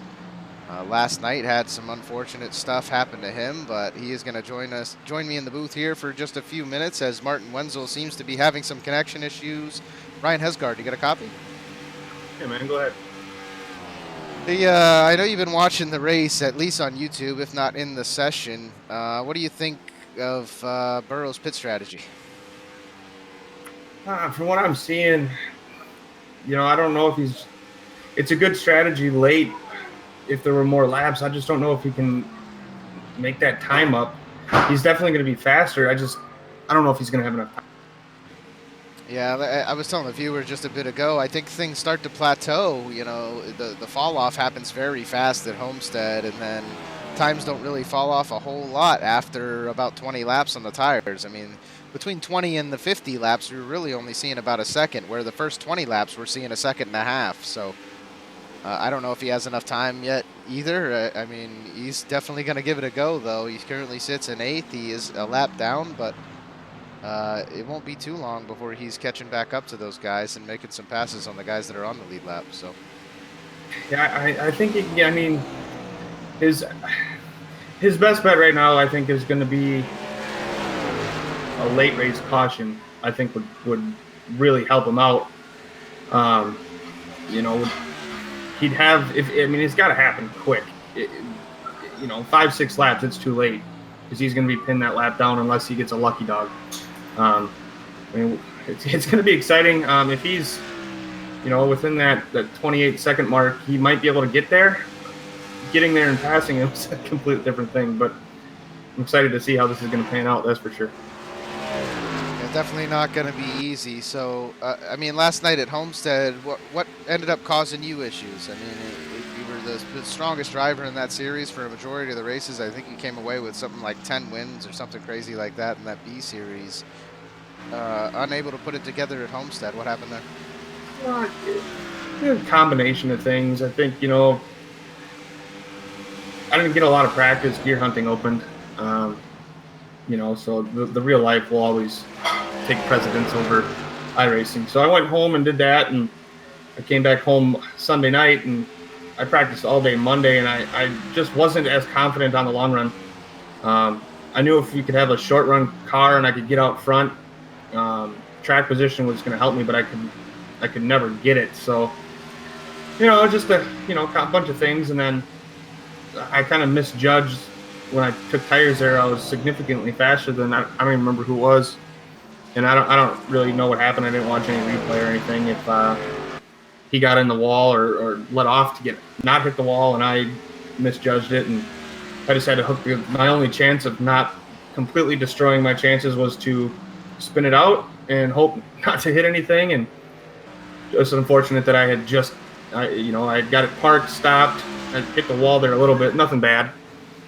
But I got passed by the leader, and it pinned me a lap down. So there was nothing I could do. And in a 9-card field, cautions are rare. So, just, it is what it is. We had a great season. We can't take anything away from that. It's not what we hoped for at the end, but we'll go back and get them next year. Are you going to be around for the Winter Series? Yeah, I'm hoping. I would love to continue, the relationship with our team and continue to put in the practice and continue to get better week in and week out, regardless of what series we're running in. So I'm hoping it's just, just schedule and all that stuff's gotta line up. And I don't really like to commit to something or say, I'm going to do it unless I absolutely know I can be committed to it. So, we got that extra week here to figure out our situations, and hopefully we can be there. Yeah, Winter Series can definitely be tough. Coming into these holidays, real life does tend to take over that time of year. But hopefully we'll see you back. I know I'm excited for it. I got a new steering wheel, got some new pedals on order. Should be here in a few days. So I'm going to go out there and give it a go, at least at a few of those races, the ones I can attend. And I'll be right back here for all the viewers every Tuesday night for that Winter Series. We'll be bringing the higher of the two splits in those K&N cars on oval tracks. We're running one road course in that oval series. That'll be at Watkins Glen, the second race of the season. And that's just going to be a short little 10-race season for everybody filling the gap during the winter time. We will be back with regular season racing starting with speed weeks at Daytona in February. So it's going to be another exciting year for the Dynasty Racing League. Ryan, you looking to step up maybe next year and get out here and compete with these guys in the Cup cars or what? Not as. If I was, we kind of told ourselves that if we win the championship and all of S2R makes it up there, we would most likely move up. But with it not panning out that way, we have a lot of stuff we can still improve on. We're not. We're fast in the Grand National Series. We focus all of our attention on that one car. So to come out and, redo that again, that, it's a big commitment. It's a lot to ask for. So I don't know if we will or not. I'm leaning more towards we're probably staying in the Grand National for next year. Have one more, hopefully we can get one more solid season, and then we'll definitely consider moving up. Well, I don't know if there's going to be format changes or whatever coming to the Dynasty Racing League. Kind of looking to find a way to narrow the gap in some of these races, make some of the fields larger. I know that the Grand National Series was one of the shorter or lighter fields, all season. Those races were just a little bit lighter. So a lot of talk going around in admin chat to try to change that up next season, maybe letting guys run in two different series for points, but not allowed to run in the third series at all. But the two series have to touch one another, so you would either race in A and B or B and C. You couldn't race in C and A, if you know what I'm saying. So yeah, there's a lot of ideas being thrown around to maybe get more participation from some of the guys, and then also some ideas being thrown around to get more participation when the playoffs roll around, because it can be discouraging. I think we saw it from you last night. You stayed out there even when you were 3 laps down for 10, 12, 15 laps, and then after that you kind of just pulled it in pit road and you said screw this, which is, not that wants to be the mentality going into it, but it's just defeating when you run out there, all season. I talked about it earlier. We're talking about 40 weeks here, 10 months. There's 36 weeks of racing. And then you have an off week here and there or a holiday here and there. These guys have spent 40 weeks getting to this point. And you get to this spot, and it's all going to come down to pit strategy here, whether Burrows is able to make this time up or not. And it can really take a toll on you as a driver, especially when you put in those 5, 6, 7, 800 laps worth of practice every week. Yeah, I'd like to see some adjustments. I know DRL likes to run it as true as possible to the actual NASCAR format. But those guys are making big bucks. That's their job. That's why they race. For us, it's a hobby. It's fun. I think there's a few adjustments that we can make to inspire to show up week in and week out. Regardless of if you made the playoffs or not. And I think you could run the same format and have just points at the end of it. I mean, in my case, I did extremely well in the playoffs. I had 2 bad races, and it cost me a championship. So, as bad as that is, I think it hinders a lot on, who truly did the best all season. So hopefully we can, make a few changes. I think we don't need to be 100% true to the NASCAR schedule because like I said, we're not getting paid to do this. This is our hobby. This is our enjoyment. And and you touched on it. It is, you put in all that work, and if you're not getting paid, you lose a lot of inspiration to finish or even show up next week. So hopefully we can address that situation. Yeah, I'm a big fan of the original playoff format when NASCAR first released the playoffs, where they get down to a certain amount of races and then they let so many drivers compete after that, because it kind of gives the guys a reason to run early in the season to make it to that point, and then things get reset between at least 10, I would say 10, 12, even if it's 16 guys, whatever it is, and then just let those guys have an all-out points battle from there. What I don't like seeing is the old school NASCAR, where one guy, I don't know if it would have happened in the Cup Series this year, because really Wade Hustad was leading the points over Anthony Burrows, even though Burrows had more wins. But it just sucks to see a guy 500 points ahead of everybody else with 5 races left to go in the season and just dominating and no way to get into it. So maybe we come up with a compromise and find a way to even that field out a little bit more. Maybe make less cuts. Maybe allow more guys into the playoffs at the end, or just make the field bigger overall. We'll see what happens. There's definitely a lot of discussions going on, and I don't think the Dynasty Racing League's really let us down yet, so we'll see what they come up with for next year. Yeah, hopefully it pans out, and we'll be back and stronger than ever next year. So Anthony I don't know if Burrows, I don't know if his strategy is going to work out. 20.5 seconds right now behind Wade Hustad. He ran a 32.516 the last time by. Wade Hustad with a 33.041. So we're looking at Burrows gaining about a half a second per lap. We do only have 13 laps to go. So I think it's going to take a major mistake by Wade Hustad, or something major just to happen. The tires just fall off so quickly. Like I was saying, Burrows only 21 laps on the tires, whereas Hustad's at 40. But Burrows is only running a half a second faster. So I know Burrows had to try something. He wasn't comfortable early in the race. Those first 2 green flag runs, he just couldn't make up the time on the 32. And I just don't think it's going to pay off for him here. But he will still come away with that 4th place finish if things continue the way they are. And he'll still come away second in these championship standings 2 years in a row. It's unbelievable with the consistency that he's had this year. The guy ran in 31 races. He finished top 5 in 30 of them. And I think the one race he didn't finish top 5, he finished 7th. So absolute respect to the 62 here of Anthony Burrows. And again, if things continue the way they are right now, Wade Hustad is looking like the champion of this DRL Cup Series. And I know he's worked hard for it. Yeah, and both drivers are 100% deserving. And this is one of the most, for me, was one of the absolute most technical tracks. You can mess up your line in a hurry, which only messes you up for the next lap. So I was talking to Wade and Anthony here before the race, trying to give them both a little bit of confidence, and I was telling them to stay focused, because that was, for me last night, that was the hardest part, was the consistency. You can miss that acceleration point, a split second, and you're having to let off so you don't hit the wall. So kudos to Wade for so far running a good race. Hopefully he can close it out with a championship. Well, thank you for joining me, Ryan. It was good to hear from you. Sorry for the way things turned out for you in that B Series, but we can't wait to see you in S2R back next season. You have a wonderful night, and maybe we'll see you in a few of those Winter Oval Series, man. Hopefully. Thanks for having me. All right. Have a great night, man. Well, guys, we have 10 laps to go.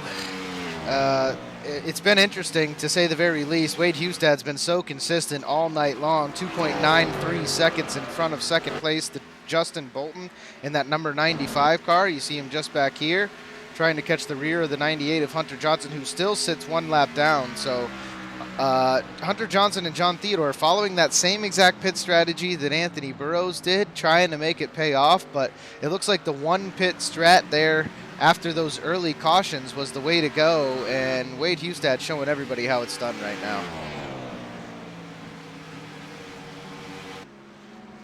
Martin Wenzel, do I have you back, sir?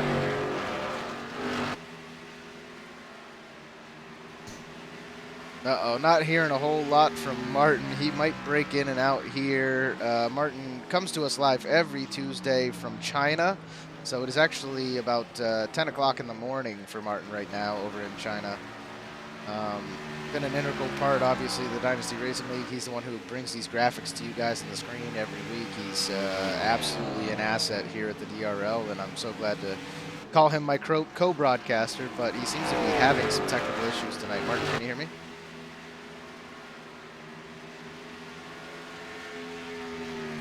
Yeah, still breaking up a little. I can see him trying to mic up and speak to me, but nothing's really coming through, so not sure what's going on with Martin at the moment.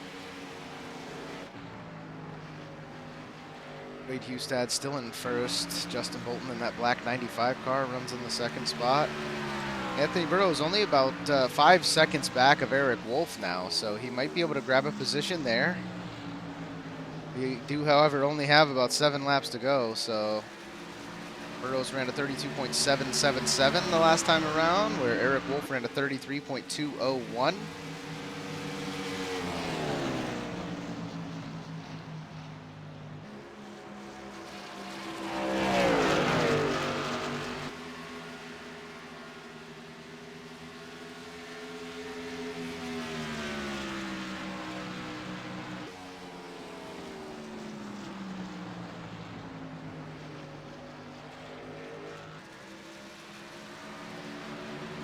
Yeah, so Burrows now only about 4 seconds back of Eric Wolf.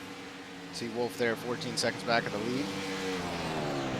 And Anthony Burrows about 17.7 seconds back of the lead.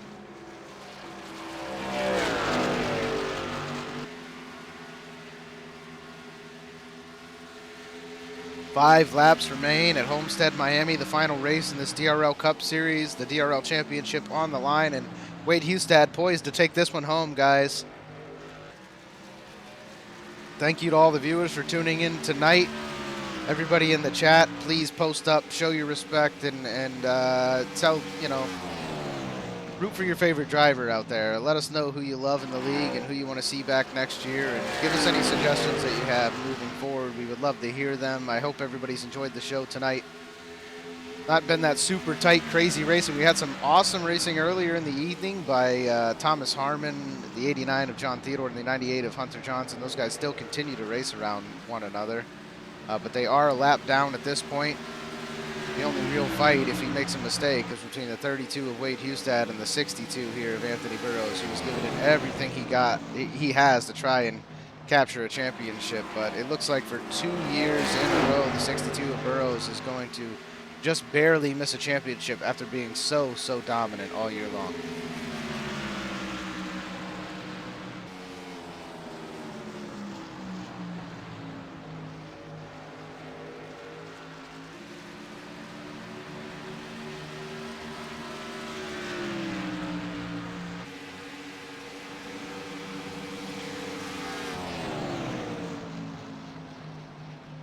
Two laps remain here, the 32 of Wade Hustad. What a season he's had, 9 victories. I think 2 of those victories, maybe 3 of those victories coming in the playoffs at the end of the season, but his very first season with the Dynasty Racing League, able to come in here and capture a championship. This is absolutely amazing from the 32 of Hustad. And he's just taking it easy at this point. He is on a leisurely Sunday drive. Wade Hustad grabs the white flag, and he has 1 lap to go. Almost getting into the 12 there, Mike Springer, as he takes a much different approach to that corner. Not looking to get in any contact with anyone here. Mike Springer in that gorgeous number 12 In-N-Out car. All the In-N-Out fans out there can definitely appreciate that. And that is going to be it, ladies and gentlemen. Wade Hustad across the start-finish line, captures the victory. Congratulations to the 32 of Wade Hustad, 2018 Dynasty Racing League Cup Series champion.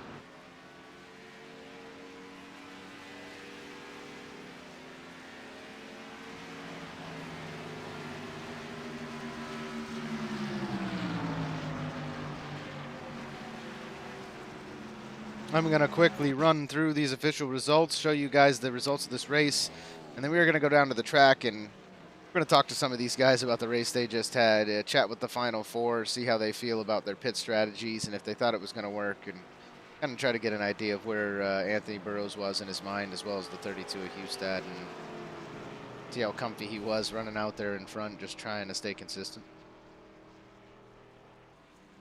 So Wade Homestead finishes in the first position with 99 out of 133 laps led. Justin Bolton finishes second. Eric Wolf in third in that number 24 car. Anthony Burrows finishes fourth after leading 18 laps. Fifth place goes to Mike Springer. Sixth to John Theodore. Seventh spot goes to Hunter Johnson. Eighth, Thomas Harmon. Ninth position, Josh Mayu. 10th to Chris James. The 11th spot goes to David Wright in the 44 car. The 4 of Jim Westerfield captures 12th. 13th to Joshua Wakefield. 14th, Matthew George. 15th position goes to Dustin Musial in the 22. 64 of John Mullins grabs 16th. 17th position to Connor Lane. And 18th is Eli Hinton. Now see Wade Homestead down there. Maybe going to give us a nice little burnout. That 32 car.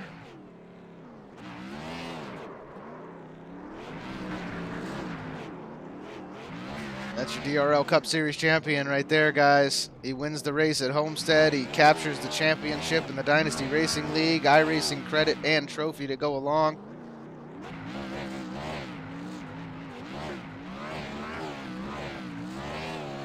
Homestead told us earlier last week in an interview that he wasn't the most comfortable guy at Homestead. Said he needed some practice here, hadn't put in a ton of laps, but clearly he got enough practice and he came out here and did his thing, and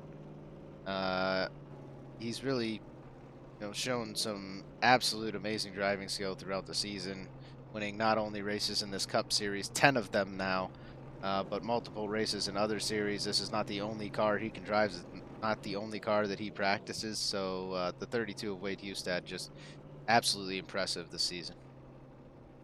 Gonna park the car down there and hop out and begin the celebration. We are going to go down to the track and we're going to grab our fourth place finisher in this championship, which is Hunter Johnson in that number 98 car, and see how he's feeling.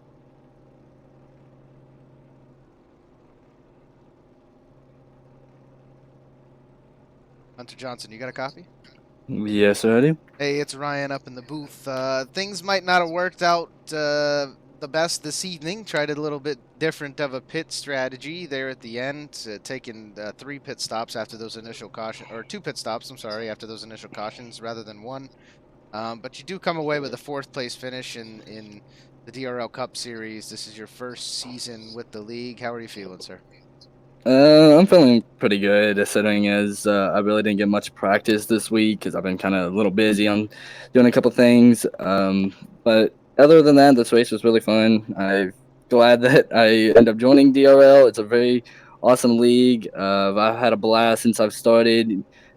Just next year, I'll definitely be back, and we'll see what happens next year. Well, I hope to see you back and better than ever, getting all the practice you need each week and continue to go out there and compete, man. I think the most fun I've had all season is not just last week, but tonight as well. You and Theodore and Harmon competing with each other. You guys are like identical drivers out on the track. It's insane watching you guys. Oh, yeah, most definitely. I know, like, midway through that race, it was fun with us three, kind of nose to tail. Then there at the end, it was a lot of fun battling Theodore for that, what was it, 6th position? 6, made it a lot of fun to battle him throughout the season. Yeah, I know it didn't necessarily matter on paper, but it would have been nice to grab a position in front of him and come in technically 3rd in those standings, right? Yeah, it would have been nice, but I'll still take a 4th for my first season. Well, heck of a season you've had. I hope to see you in the Winter Series. Continue to get that practice, and we will see you back next year, sir. Let's hear those shout-outs before I let you go. Shout out to y'all in the booth. Y'all do good week in, week out. Shout out to the Final Four. Shout out to Wade Homestead for actually securing the championship. He was fast all day long. I figured Burrows may had some for him. He did, but pit strategies kind of threw that a little bit out the window. But thanks, James Pandolf, and everybody that does the admins for the league. Y'all do good every week, every race. And thanks to everybody watching the broadcast. I hope y'all enjoyed that fun final championship race. Well, thank you, Hunter. You have a wonderful night, and again, we'll see you next year, buddy. Yes, sir. See you. Well, that was Hunter Johnson, and the 98 finishes fourth in this championship. Awesome work by Hunter Johnson all season long. I think he joined a little bit late into the season, actually, as did the next driver I'm going to pull in here, who is John Theodore in that number 89 car. I think he joined 5-6 races into the season. Didn't even think he was going to make it in the playoffs at all, and he comes away with third place. Let's see how he's feeling. John Theodore, you got a copy? Yes. How you guys doing? Wonderful, sir. I've been basically solo for the night as Martin Wenzel's been cutting in and out, coming to us from China. But early in the season, I know I talked to you a couple times. What race did you start? The 5th or 6th one in? You didn't feel like you could even make it into the playoffs, and you find yourself finishing third, man. How's it feel? This was awesome. Cool experience being able to run with you guys in this league. You guys run a really cool league. Shout out to you guys in the booth. You guys, I always watch the broadcasts. I'll probably watch it tonight actually as I'm winding down because my adrenaline's just jacked right now after that. But no, this I was playing with house money tonight, making it into the championship for at Homestead and getting a shot to experience what it's like to race for a championship was a stretch goal for me this year. So it's really cool, and to come away with third, that's better than fourth. That puts me in the top 3. That was an awesome battle with Hunter Johnson. All right, he raced me hard and clean. We both pushed each other, and it was right there at the end. That was a really fun battle.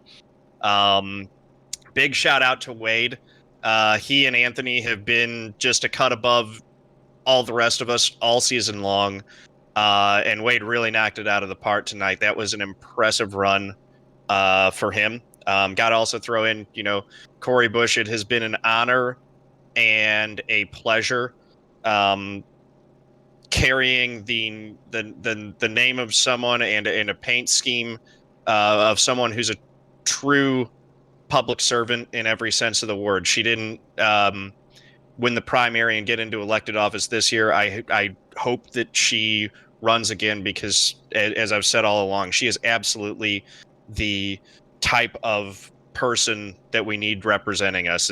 Someone who's uncorrupted by corporate money and who truly takes seriously the responsibility of being a public servant. That's what the representatives in Congress are supposed to be about. So, yeah, thank you guys again so much for doing the league. It's been so much fun running this league. Well, John, I'm glad you're out here racing for a cause, racing for a reason, and representing those the things that you care about all over the car, and always sure to give them a shout out every week. That's awesome to see. I know you have your own avenues as far as social media and things like that go, and your Twitch channel, and I know you got some viewers out there watching as well. Yeah, man. Great to have you a part of the Dynasty Racing League, as it is for everyone out here who's watching this race right now on DRL TV, and all the guys that are a part of the league, all the viewers that watch, anybody who wants to get into the league. We definitely want all of you here. The eventual goal is to make the DRL the premier series of iRacing, and it might be a pipe dream, but as admins, we're doing everything we can to make that happen. So. Look, you guys are honestly positioning yourselves real well for that, and I think that this has been really good for both of us. I think tonight's stream is probably going to be the most viewers that I've had ever. So that's been good, and I think that I brought some attention to. I hope I brought some good positive attention to the league as well. I know that some of the guys that watch my channel found your league and they're planning on running next year. Guys like Eli, Caden, Alec, I think maybe a couple others who came into the league through my channel. So yeah, gotta definitely give a shout out to Warren. He comes in and he cheers in 100-bit increments like every time. So big shout out to him. Thanks to Caressel for the raid. Yeah, it's just. This has been so much fun. I'm planning on running with you guys again next season. Hopefully the whole season this time.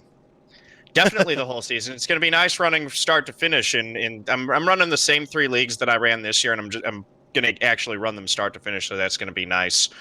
Yeah. Oh, big shout out to thanks chat for reminding me. Shout out to Nathan Jurgensen. for spotting duties. He's been spotting me almost every race through the playoffs. I got to give a shout out to Gabriel Wood and Gerald Campbell. They spotted for me at Martinsville, and Gabe helped me out with my line. And then also shout out, Nathan Jurgensen, Mike Seal for helping me out, coaching me with the line. I did so many laps. So, what I put out there on the track tonight, that was everything I had. And it was a lap off of Homestead. So that shows you how good he is, how much more I have still to go. But this was definitely, I think, one of the best performances I've laid down on the track ever. There were some other really good, if not for some other really good guys coming in who don't normally run the league, that would have been my fourth top 5 in a row. Which, given that I've only had 9 this season, I felt like I really stepped it up in the playoffs, which was cool. Yeah, no, it's great been improvement fun at the end of the season. So I don't know what equipment you run. I know most of your viewers who are out there listening to this now, that are on your channel and follow you regularly, probably know what equipment you run.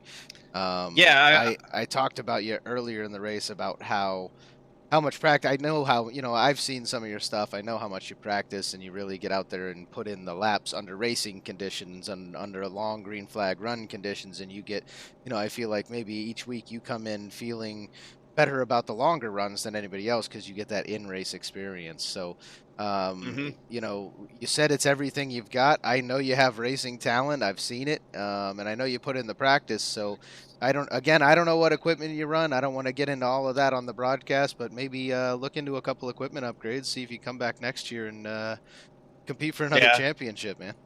Well, I'm happy to just run through it real quick. I got a Fanatic CSL Elite set up with the V3 pedals and the shifter. I also got to give a shout out, actually, because the one sort of sponsor I've got is iRacing iFlag. This little guy I call R2 next to me, and excitedly waves all the different flags through the race. And then I also use their pit board, which really helps me out. So anyone watching the broadcast, you can use promo code STheodore, so the letter S and then my last name. That'll get you 15% off at iRacingIFlag.com. Awesome. Well, thanks again, John. Congratulations on the 3rd place finish. Hopefully we'll see you in the Winter Series at some point, and we'll see you back next year. Yeah, 10-4. I'm going to have to get info from you guys about... I'll check the Discord for info on the Winter Series. That's a K&N car, right? Yes, sir. Yeah, we're running Oval Series there, and then we'll also run... we'll also be running a road series if you're interested in any road stuff in the Skippy Barber. So, good deal, man. Sounds good. Well, have a great night. Well, congrats again. Thank you, guys. Have a good one, man. Really appreciate you. No problem.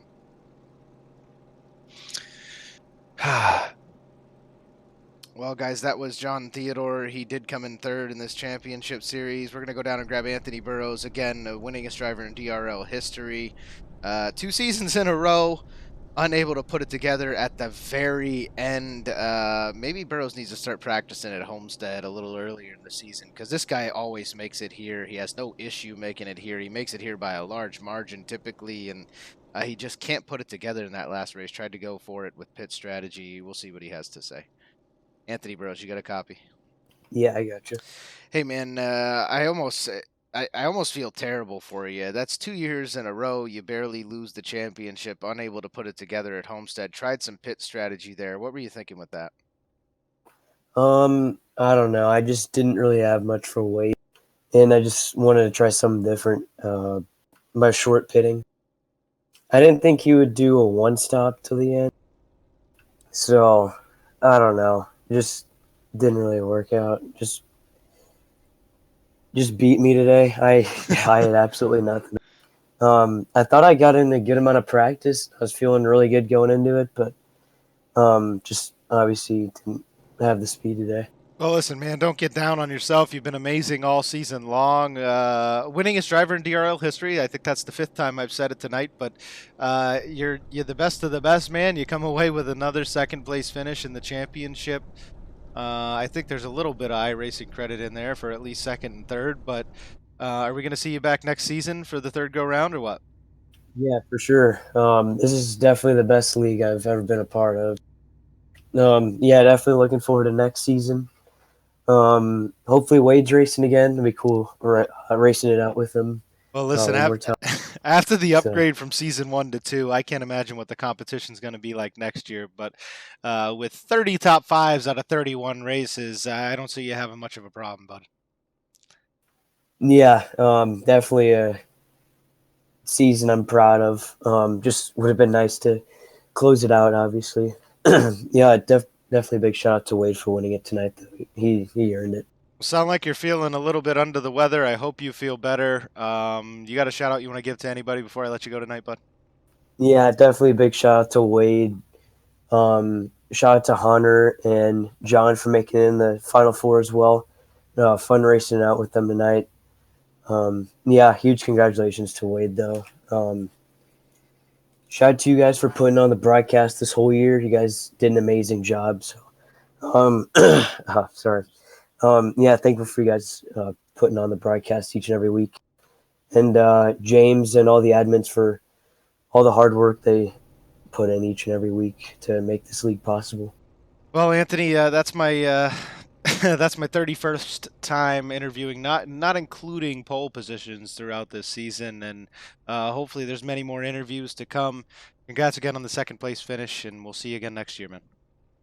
Thank you, guys.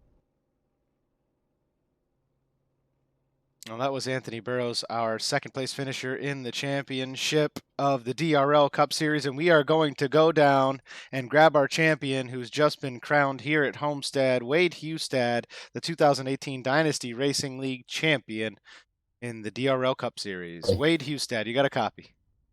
I do, Ryan. Hey, I know you've been waiting for this interview for quite some time, buddy. That's win number 10, and that's a DRL championship, man. How do you feel? Hey, it feels awesome, man. I can't stop smiling. You know, with about 5 or 4 to go, I was thinking, I think we got this in the bag.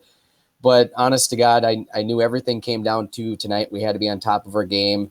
I tried to come in with a sharp mind, and it's just kind of crazy. You know, I think 35 races led up to one race, and we just had to capitalize and dominate tonight. And honest to God, with their starting position of 5th, I wasn't too happy, but we got up there pretty fast, and we're really extremely consistent lap to lap, and I can't say enough. It was an awesome race tonight. Yeah, I'll tell you, early in the race, Eric Wolf looked like he was going to run away with it. You were able to finally get around Anthony Burrows in that 62 car, and then you charged up to Wolf in no time and made the pass.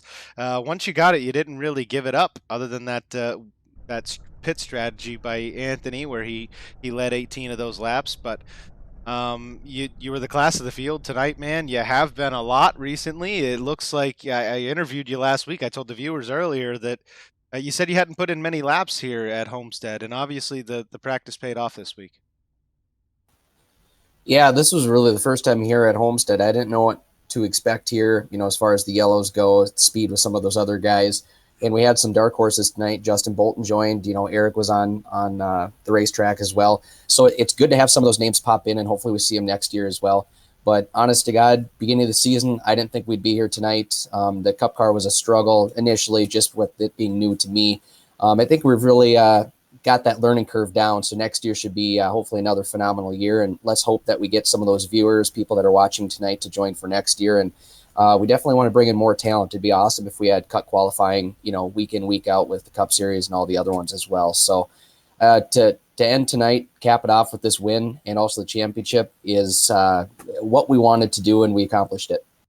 Well, he talked about it being crazy earlier. You said you couldn't stop smiling. We don't do this for anything. I know you'll win a few bucks. I don't know what the prize is for the Cup Series as far as iRacing credit goes, and you'll get a nice little trophy mailed to you thanks to David Wellborn. But you know, just imagine those guys.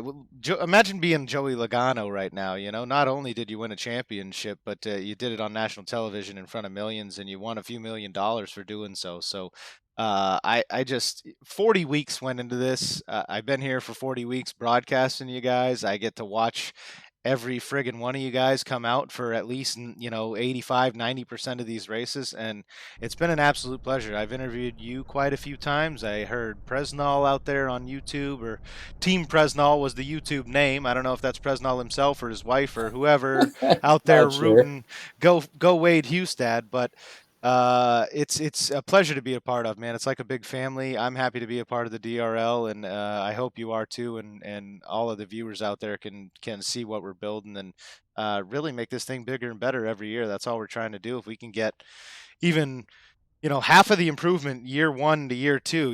Last year we had just one series, and there was a plethora of guys from 5,000 I rating like yourself down to 900 I rating. This year we were able to split it up into 3 series and make the racing that much more exciting. And it was your first year with us, and you come out and you grab a championship. So it's been a pleasure. Thanks, bud. It's been fun. I came on board when you guys had your winter series for the trucks last year, and trucks were kind of my forte. And just caught interest, got on board, didn't know what to expect, invited Chad. I've met a lot of people, raced with a lot of people over the course of that 40 weeks. Really, though, prize money is one thing, but it's that trophy I want. So I just want to thank David for that. I'm kind of looking forward to it. Hey, it'll be nice to set up next to the computer and show that you really got something. It's not all virtual. There's some actual tangible items to hold in your hand at the end of this one. Congrats again, Wade. And I hope we see you back next year, buddy. You got any shout outs you want to give tonight? Yeah, I want to go a little out of the ordinary tonight and thank some extra people. First and foremost, I want to thank, I'm 31 years old, so it's weird, but I got to thank my mom and my dad. They're the reason for becoming the person that I am, working so hard at what I do, and fighting hard for family and friends. Other than that, I just want to thank, let's see here, it'd be Chad for coming on board, racing with me. David Wellborn for being with us in our team channel, for pretty much every week here towards the end of the season. He's been a great asset too. I want to thank Ryan Hesgard. We've been working together for weeks now, helping each other with brake bias and other things and ideas. I think starting back at Bristol. Thomas Harmon's been another one that I've really grown to work a lot with here over the last probably 2 or 3 months.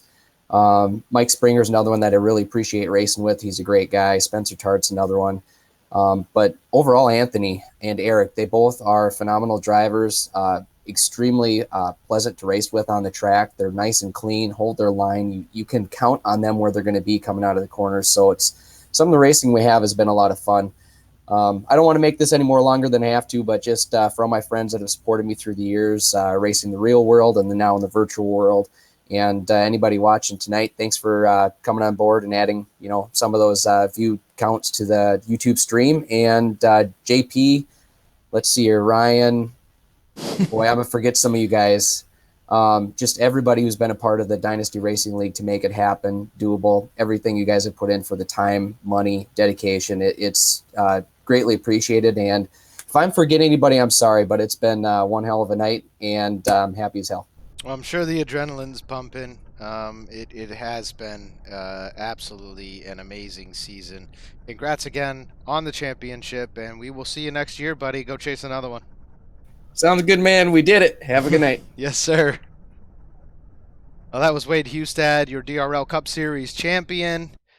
Congratulations to him. Thank you to all of the viewers for tuning in here tonight. This was the Homestead Miami 200, the championship race with the Dynasty Racing League Cup Series. I'm going to go over and look at the credits here. Thank you to James Pandoff, Tater Bowman, everybody involved with the Dynasty Racing League behind the scenes, Martin Wenzel, Jordan Gonzalez for all the stuff that you guys see up on the screen here. David Wellborn Jr. for his eternal commitment to being here for the broadcast when people can't show up, and multiple broadcasts a week all season long. Again, 40 weeks of this has gone on. It's been an all-year thing. There's no slowing down. We're going right into a winter series. We don't get a 2-month break like regular NASCAR. We move into a winter series. Then right after the winter series, we move right back into another season of the Dynasty Racing League. So these guys don't get a break. They're here every single week bringing these broadcasts to you guys. Taylor Butcher Benjamin, Getty Buckner, Jason Taylor. Again, James Pandoff is even starting to broadcast some of these Sunday races in that Pro Series. So everybody's stepping up, making a huge commitment to the Dynasty Racing League. Eric Weatherholtz has stepped in with that Indy Series earlier this year, trying with the Pro Series again on Sundays. Huge shout out to everybody involved with the Dynasty Racing League. All of our viewers at home, thank you again for tuning in. DRL TV wouldn't be what it is without you. Please share with your friends. Continue to make Dynasty Racing League a better place, a better, more enjoyable for everyone to race race in, more enjoyable for everyone to view each and every week. And please send any suggestions you have. You can email them over to us. Go to our website at www.dynastyracingleague.com. You can reach out on YouTube. You can reach out on Discord, or you can reach out to us in iRacing if you want to be a part of the league, or again, if you have any suggestions, comments, concerns, etc. Thanks again, everybody, and have a wonderful night. This is the end of the season, so we'll see you back in a couple weeks for that DRL Winter Series, and we'll see you next year to continue the legacy of Anthony Burrows and Wade Hustad, your champion.